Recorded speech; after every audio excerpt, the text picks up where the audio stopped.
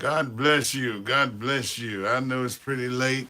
I should have been in my bed. Somebody sent me a clip about the T.D. Jakes debacle with this young lady that was wrestled to the ground or to the floor and attacked by the security.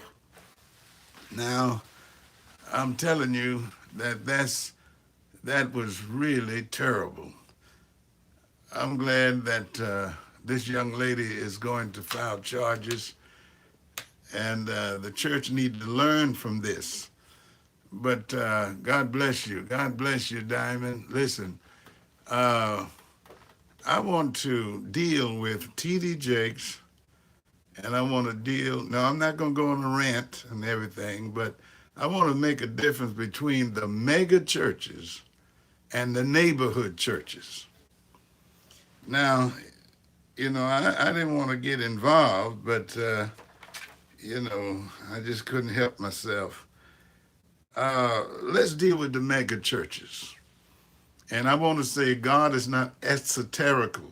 That is, He's not just revealing this church growth to just a few people, the mega churches. But there's a problem with mega churches. Now, let me just make a difference here. Let me deal with this. Now, mega churches are usually located in a large metropolitan city, that is, big cities, and tend to operate more like a corporate entity with a chief executive officer called a pastor with corporate level leadership skills. These churches are staffed with paid, trained employees with salaries and benefits. And the identified membership ranges into the thousands. Such churches usually have advertising budget, employee health plans, retirement plans, identified leaders for many of the segments of the church. Some have employed church administrators in addition to ministers of music, ministers of education, prison ministries, as well as programs like daycare, senior citizen programs, job training programs, and others.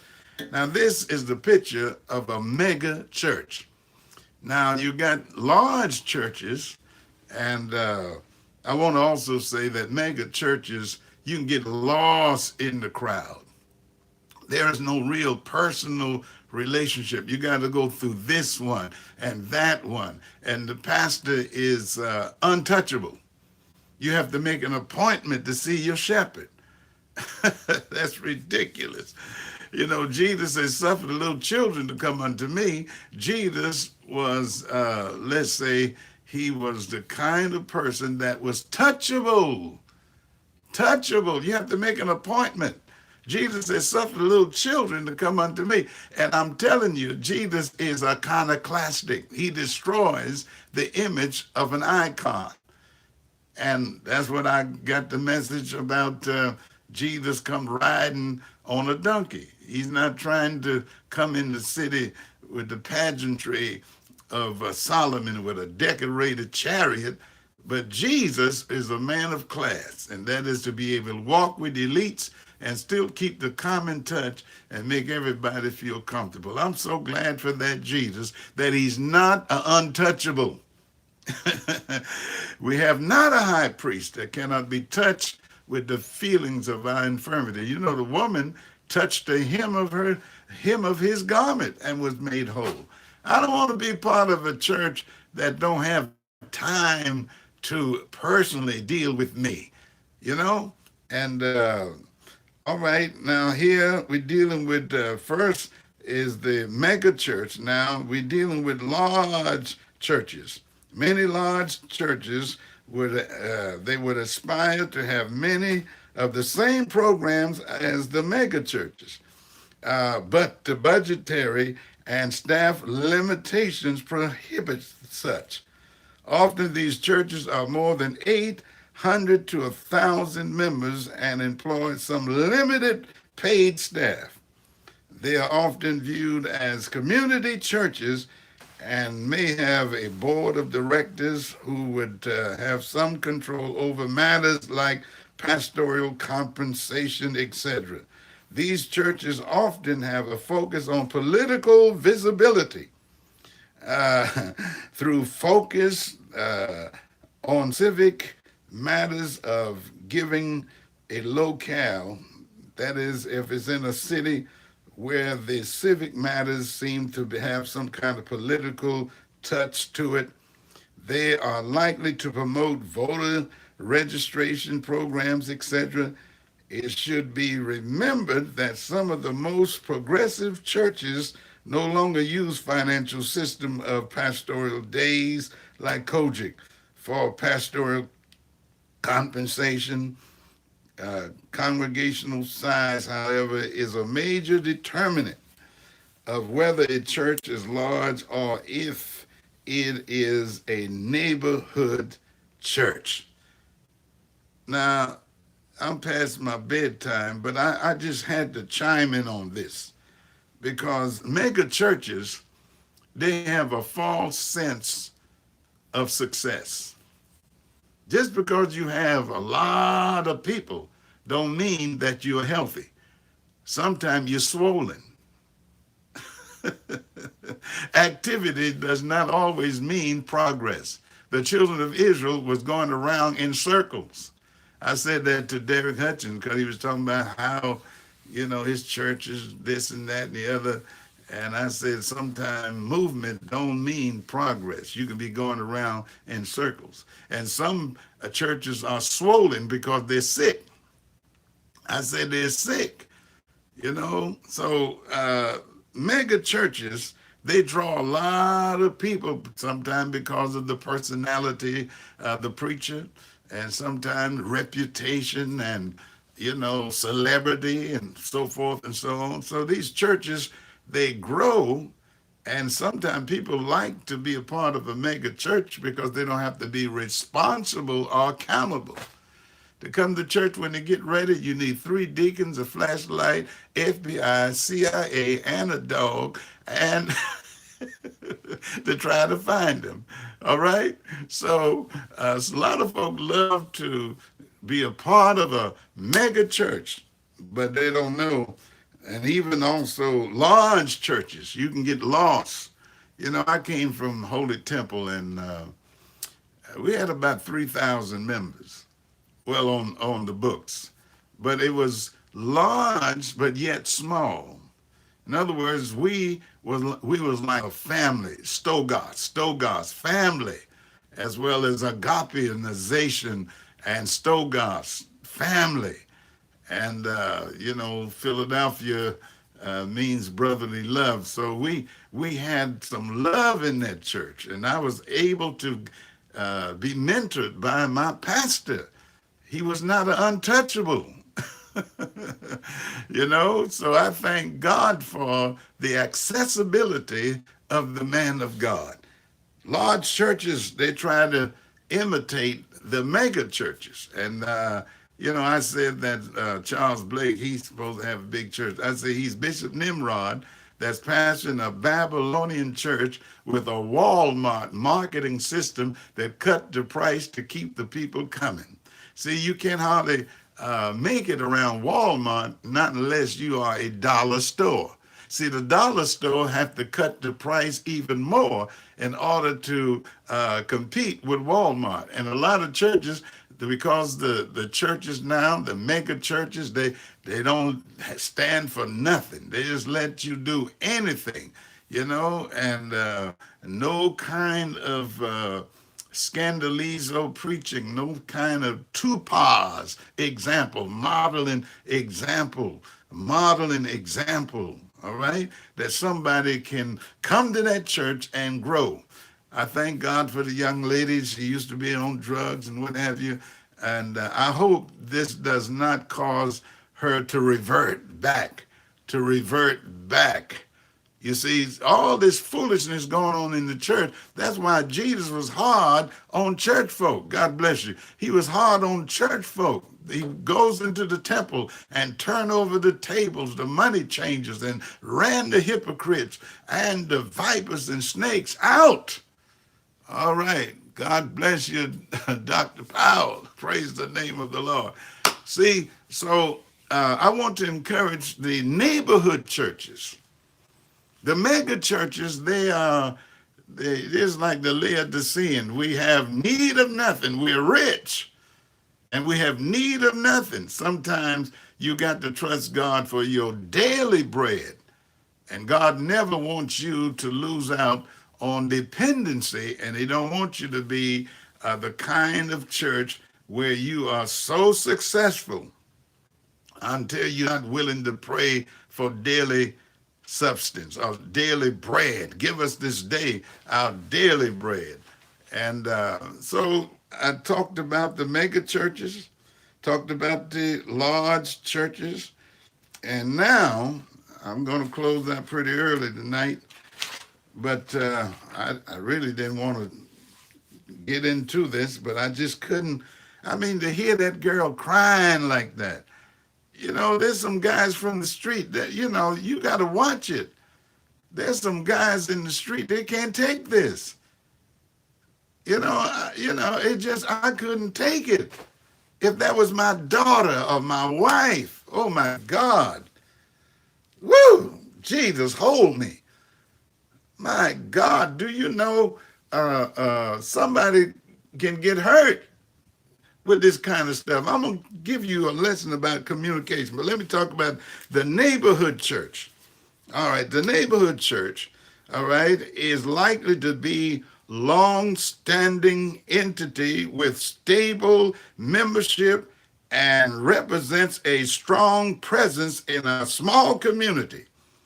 It usually is a strong, dynamic agency which serves the Christian education needs of the saints, but generally does not have multiplied services like daycare, prison ministries, or job training. They can't afford it.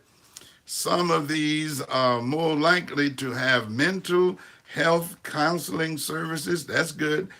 In an informal way, and a few other similar type services. The neighborhood church may be in a period of transitional growth, but generally serves fewer than 200 members or, members and families.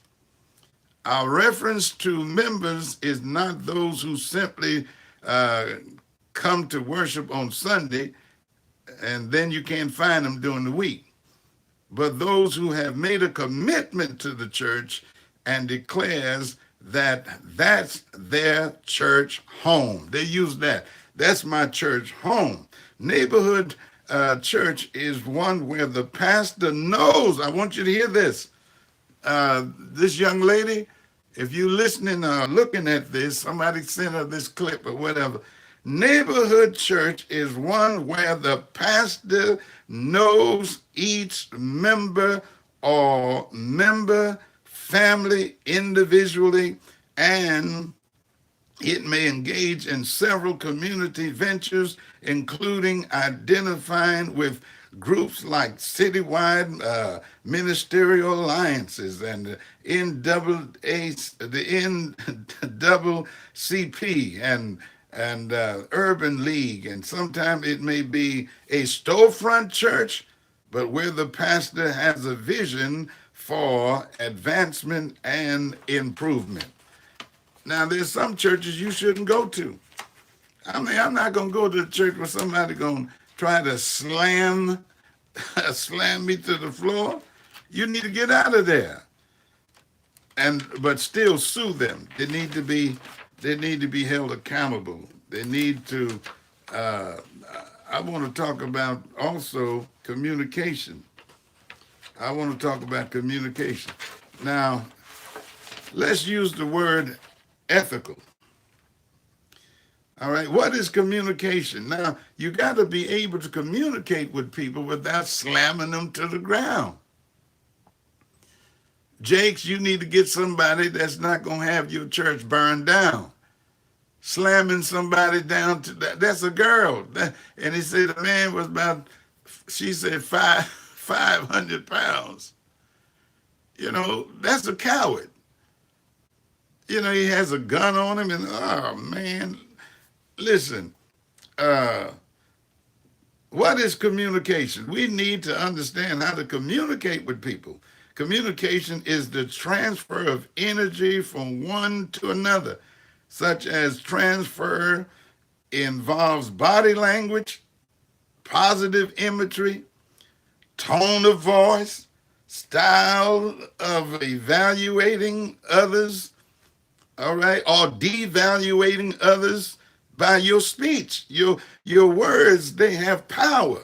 Life and death is in the power of the tongue. You got to watch how you talk to somebody. You got to watch the image you put in their minds, how you talking to them. Are you devaluating them? Are you, let's say, you should be the kind of person that will communicate and have the science of communication that deals with problems and brings solutions. In the church, the ecclesia, we ought to be different. We ought to be the kind of people that can communicate. Are you listening to me? Well, the young lady, somebody, well, I don't care how somebody talking about the woman was full of demons, then you should cast them out, but you shouldn't slam her down to the floor. You're supposed to have power, and you got to have some kind of technique to do that. You got to be fasting and praying to cast out devils. Are you listening to me? You need to be fasting and praying in order to cast out devils. Just because somebody is bipolar, schizophrenic, don't mean they have a demon. Sometimes the demons are right there trying to cast out demons. All right? What's this?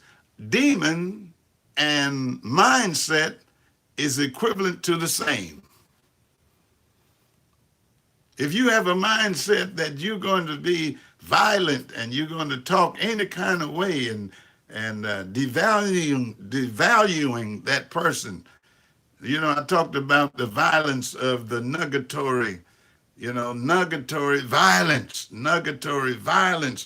by relegating somebody to a less important position. That's what you run into when you have these mega churches and they have these under pastors and they think they're great and grand. The lady just wanted to be incorporated and do her job.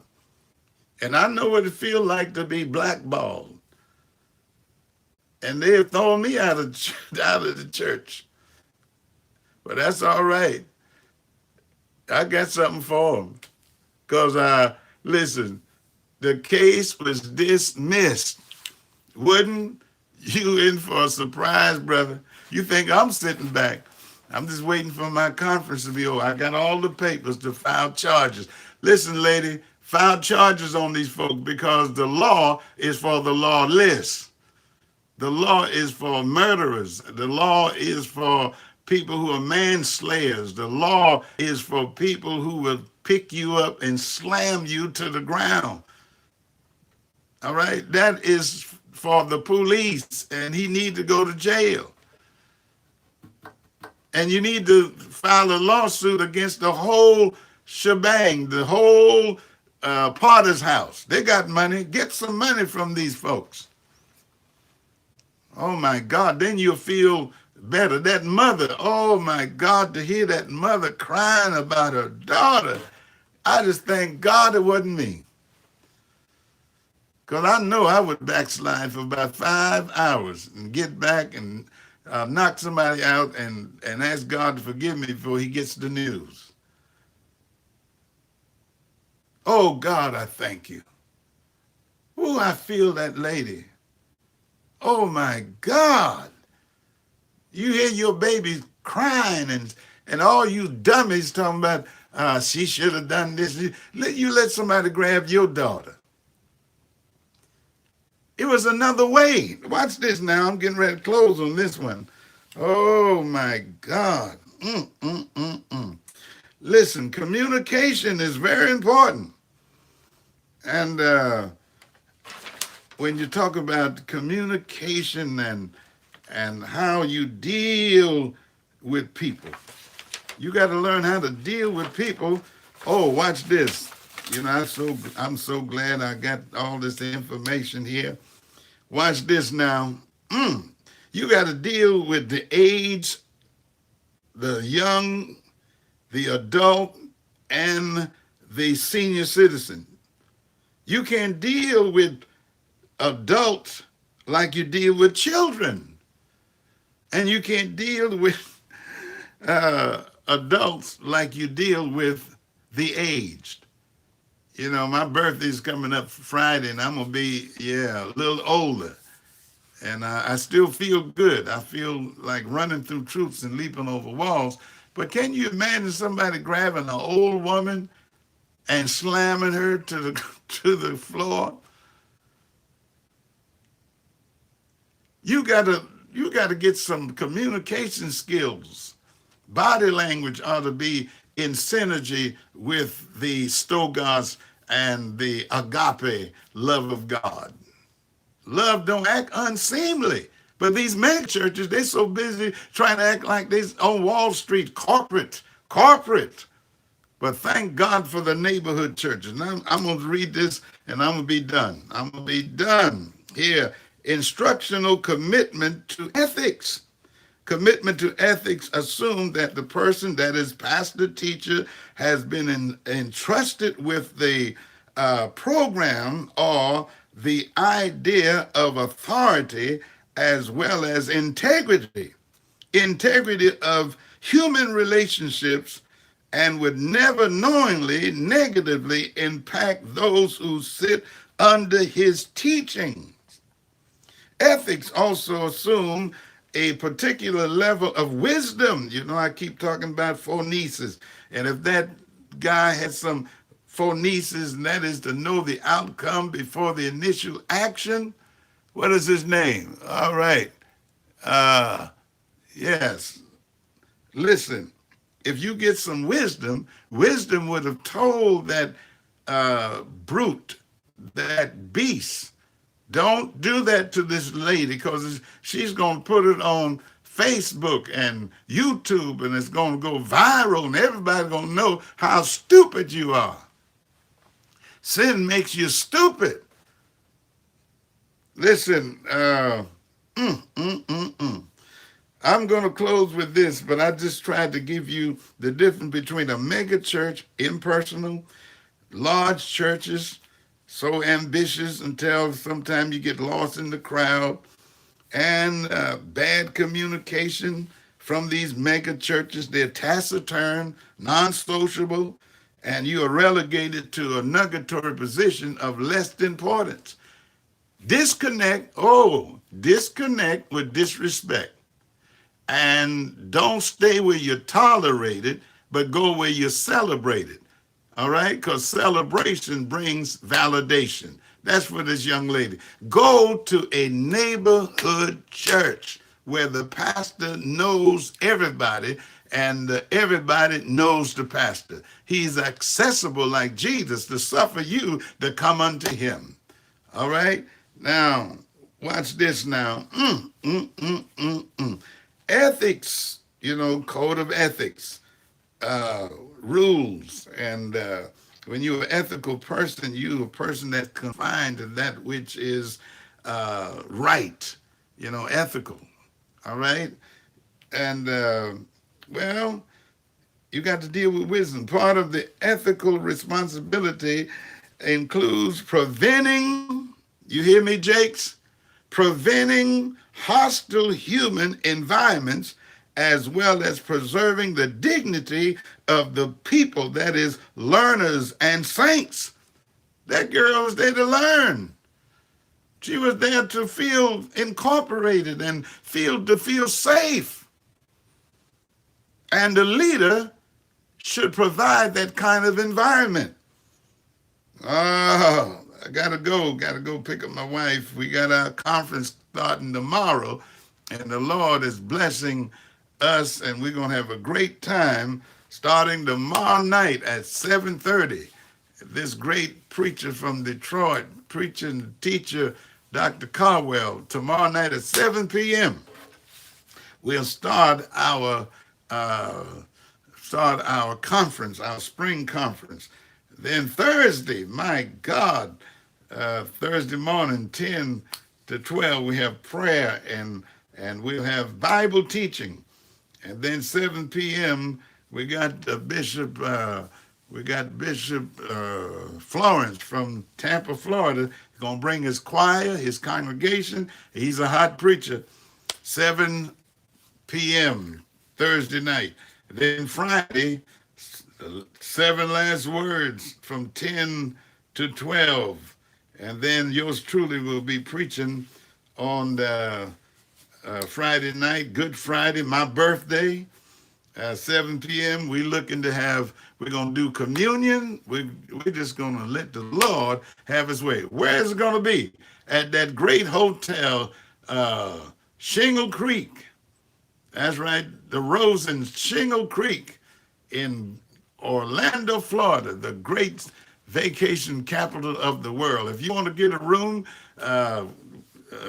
call this number, 407-367-9776. The room is only $139. Not like Kojic trying to just rob you so they can put the money in their pockets, kickbacks. Oh yeah, I'm still saying the same stuff. I haven't stopped. All right, let me close with this. Did I say that you ought to have an environment that's not hostile? And then you need ethics involves being deliberate in protecting people from intimidation and harassment. Ethics assume a force for good. I like that. A force for good which originates inside the pastor teacher. See, if Jakes wasn't trying to be so great and such a celebrity, he would have control over that kind of stuff. I mean, in a mega church, it's just hard to do because you got all these people. Listen, I love this. Ethics assumes a force for good, which originates inside the pastor teacher. Ethics is the fiber and fabric upon which the church was established. One would never use one's power to deliberately mistreat a student, a learner, or a saint. Integrity reigns. All right, that's my little word about this mega mess that this gorilla jumped on this woman and slammed her down. I condemn it in the name of Jesus Christ. And don't forget, tomorrow night start our conference. Until next time, all you wicked folks have a bad day.